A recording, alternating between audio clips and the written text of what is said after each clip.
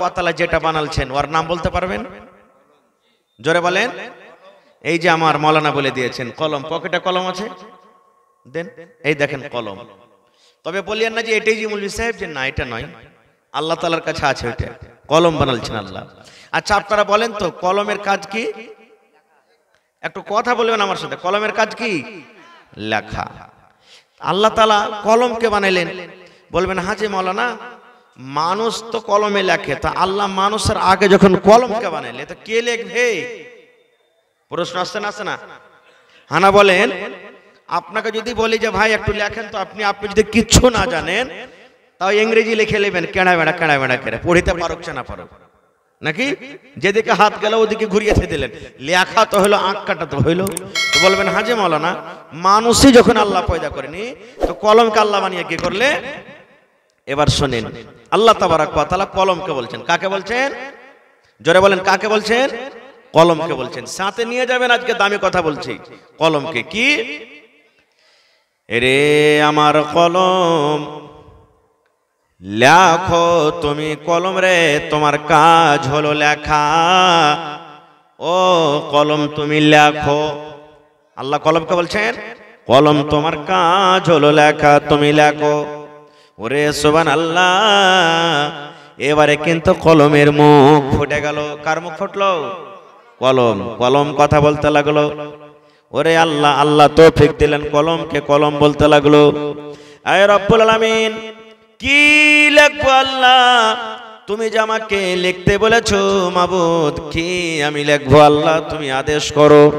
আল্লাহ রব্বুল আলামিন বললেন কলম রে কিয়ামত পর্যন্ত যা কিছু হবে রে কলম, তুমি এক এক করে সব কিছু লিখে দাও। দুনিয়াতে কত মানুষ আসবে, দুনিয়াতে কতটি মানুষ জন্ম নিবে, আর দুনিয়াতে মানুষের মধ্যে কতটি পুরুষ হবে, কতটি নারী হবে, কতদিন দুনিয়াতে বাঁচবে, দুনিয়াতে কি খাবে, কি কাজ করে খাবে, নকরি করে খাবে, বিজনেস করে খাবে, মাঠে কাজ কাম করে খাবে, ডাক্তারি করে খাবে, মাস্টারি করে খাবে। এরে কলম তুমি সমস্ত কিছু লিখে দাও। আল্লাহ রাব্বুল আমিনের কথা শুনে এরে আমার মুসলমান ভাই এবার কলম লিখতে শুরু করলো। লিখতে লিখতে লিখতে লিখতে লিখতে কিয়ামত পর্যন্ত যা কিছু হবে কলম সব কিছু লিখে দিলেন। সব লেখা হয়ে গেল। তা আল্লাহ তাবারাক ওয়া তাআলা সর্বপ্রথম যে কাজটা করার আদেশ দিয়েছেন সেটা হলো কি? কলমকে লেখা। লেখার কথা বলেছেন। এবার দ্বিতীয় নম্বরে এসেছেন আবুল বাশার, আমাদের বাবা, গোটা পৃথিবীর মানুষের বাপ কে বলেন তো? একটু কথা বলেন। হযরত আদম আলাইহিস সালাম। আগেকার মানুষ যখন গ্রামে কেউ কোনো কিছু লিখতে আসতো তখন বলতো যে এই তোমার বাপের নাম কি? তো বাপের নামটা কোন রকম বলে দিত। আজ তো কইতো যে মার নামতেই তো কই যে মার নাম হলো মা হাওয়া। নিজের মার নাম বলতো না যে লজ্জা লাগবে। আর কত ভাই তো এমন ছিল যে মার নাম যদি কহে দিত ছেলে, যাহার নাম মার নাম ফাতেমা কি জরিনা কি সাকেলা কি উমুক কি তুমুক, তো কইতো আরে ছেলে তোর মা তোকে শিখাইনি যে তোর মার নাম কইতে হয় না, এরকম ভাবে বলতো। জি না, এটা ভুল কথা। মার নাম বলবে, জিজ্ঞাসা করবে, মার নাম বলে দেন। তা আমাদের যিনি বাপ হযরত আদম আলাইহিস সালাম আল্লাহকে মাটি থেকে বানাইলেন। কি থেকে বানালেন? মাটি থেকে। তার ভিতর রূহ দেওয়া হলো। যেমনই আল্লাহ তাবারাক ওয়া তাআলা রূহ দিলেন, এবার আল্লাহ তাআলা আদমকে বলছেন রে আমার আদম, ওই দেখো ওই জায়গাতে একটা জামাত বসে আছে, একটা দল বসে আছে, একটা টিম বসে আছে। ওই জায়গাতে তুমি গিয়ে সালাম করো, ওরাকে তুমি সালাম দাও। আর ওরা যেটা তোমাকে হাদিয়া দিবে, যেটা তোমাকে তোহফা দিবে, যেটা তোমাকে গিফট দেবে, ওইটা খুব দামি জিনিস হবে রে আদম, খুব দামি জিনিস হবে। ওইটাকে তুমি হেফাজত করে রাখবে, ওইটাকে তুমি ভুলে যাও না। কারণ ওই গিফট, ওই হাদিয়াটা যতদিন কিয়ামত না হবে কিয়ামত পর্যন্ত তোমার যে সন্তান হবে, তোমার বেটা বেটিরা হবে, ওই তোমাদের বেটা বেটিদের জন্য কিন্তু ওইটা হাদিয়া হয়ে যাবে। নারে তাকবীর। আল্লাহ আদমকে বললেন, যাও ওখানে ফেরেশতার কে দল বসে আছে, ওখানে সালাম করো গা। চলে গেলেন। কেমন করে সালাম করবে ভাই? সালাম আলাইকুম। এই মা খালারা সালাম করবে বিহার শুনে, সালাম আলাইকুম বিহাই, সালাম আলাইকুম। ও জানবে না ওয়ালাইকুম, কেউ তো কবে আলাইকুম আলাইকুম, কেমন আছে যে ভাই আলাইকুম। সালামই হলো না, এটার দোয়া একটা। এই আমার মুসলমান ভাই, হযরত আদম আলাইহিস সালাম চলে গেলেন। যাওয়ার পর ফেরেশতাদেরকে বললেন, আসসালামু আলাইকুম। শুধু এখানটা বললেন আসসালামু আলাইকুম।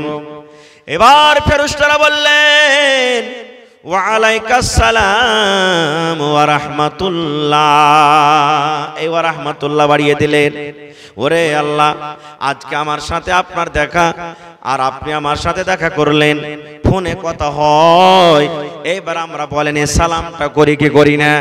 আমার আপনার বাপ আল্লাহ রাব্বুল আলামিনের কাছ থেকে ওই যখন আদম আলাইহিস সালামকে আল্লাহ তাআলা সৃষ্টি করলেন, ওই টাইম থেকে নিয়ে এখন পর্যন্ত কিয়ামত পর্যন্ত আমরা এই সালাম দিই আর সালামের জবাব দিই।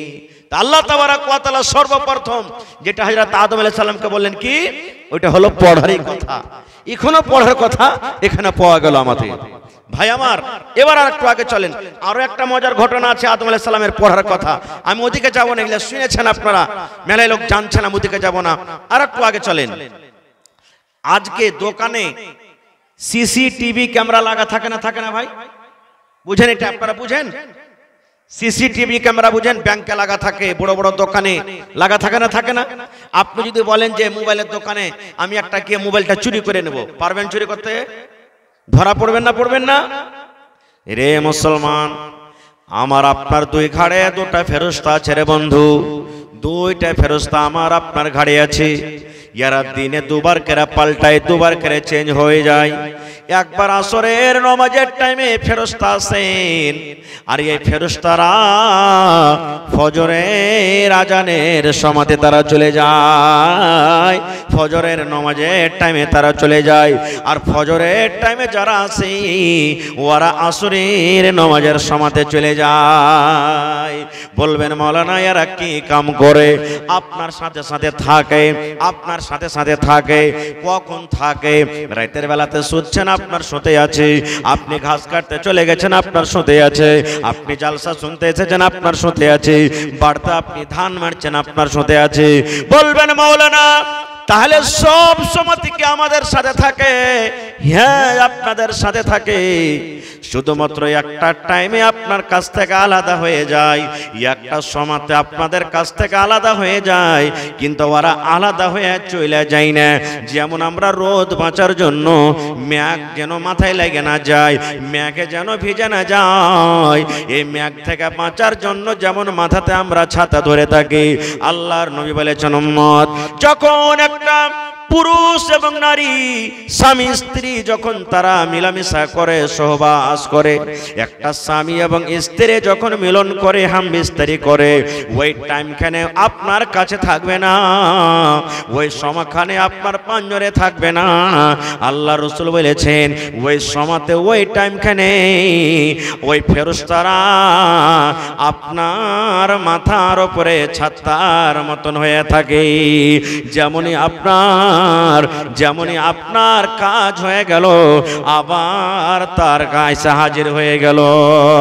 এই জন্য বলি মুসলমান রে, বিবির সাথে মিলন করবেন রে ভাই, মানা নাই, কিন্তু গোটা কাপড় ধরে খুলে আপনাকে মিলন করতে হবে না।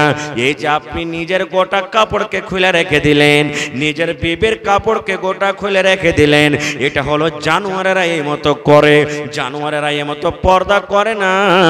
আল্লাহ রাসূল বলেছেন খবরদার খবরদার, তোমরা নিজের এহতিয়াতের সাথে তোমরা গোটা কাপড় ধরে কে খুলে বিবির সাথে মিলন করিও না। এবারে আমার বলার উদ্দেশ্য হলো ওরা কি করে? আমার আপনার জীবনের আমল লেখে। আজকে দেখছেন না জিলাপি খাইছে, জিলাপি লিখতে আছে। হ্যাঁ, আব্দুল্লাহ এসে জিলাপি খেয়েছে, জালসাতে আসেনি। এই আব্দুর রহমান জালসাতে বসছিল, এরা ওয়াজ শুনেছে। আর ওই খালেদ জায়েদ বাকার ওদিকে দেখো, ওদিকে ওই আইল কেয়ার দিয়ে অন্ধকার রাইতে কি করছিল, ওইটা কিন্তু লিখতে আছে। কি হবে, একে আমল বলা হয়। এটাই হলো আমল, রেজিস্টার আমার আপনার বলছে। কিয়ামতের দিন আমাকে আপনাকে দিয়ে দেওয়া হবে।